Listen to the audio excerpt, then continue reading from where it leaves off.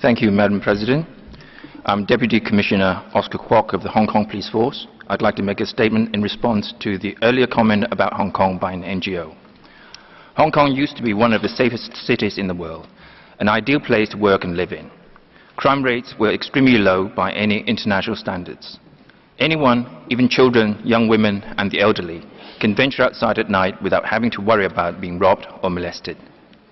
All of that changed since June 2019, when a series of public protests turned into rioting across the city. For 8 months, Hong Kong has been held hostage by the rioting mobs with their brand of activism, characterized by their intolerance for views different from their own, and their trademark response to any disagreement, violence. Mobs have vandalized shops, banks, restaurants, train stations and traffic lights, set fires to buildings, attacked police officers with bricks, petrol bombs, and even genuine firearms.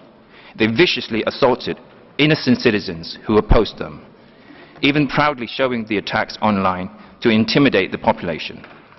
Their atrocities now include detonating IEDs in public places, setting a man who confronted the vandals on fire, and killing a 70-year-old cleaner with a brick simply because he had the audacity to video them.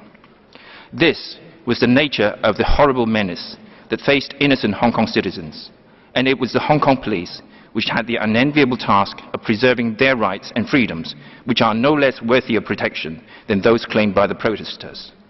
In doing so, we became the only force that physically stood in the way of those who sought to extort their demands from the government through mob violence.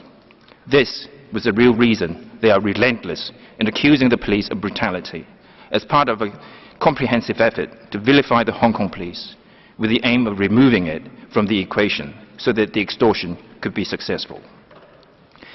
These violent criminals preached to their followers that the end justifies the means, that breaking the law to achieve their goals was a noble cause. Police officers are not there to judge whether their proclaimed cause is a just one, or if it even makes sense. We don't have to. We are police officers. Our one and only mission is to find out whether anyone has committed a crime. If someone breaks the law, it is our lawful duty to stop him and arrest him. Whether a cause is altruistic or in fact self-serving is completely irrelevant to us. The law demands that we arrest them. The basic premise of the rule of law is that no one is above the law. This is why I and the other 30,000 members of the Hong Kong Police have all taken this solemn oath to serve as police officers without fear of or favor to any person, and with malice or ill will towards none. This is the truth about Hong Kong. Thank you, Madam President. Thank you. And the next speaker is Iraq.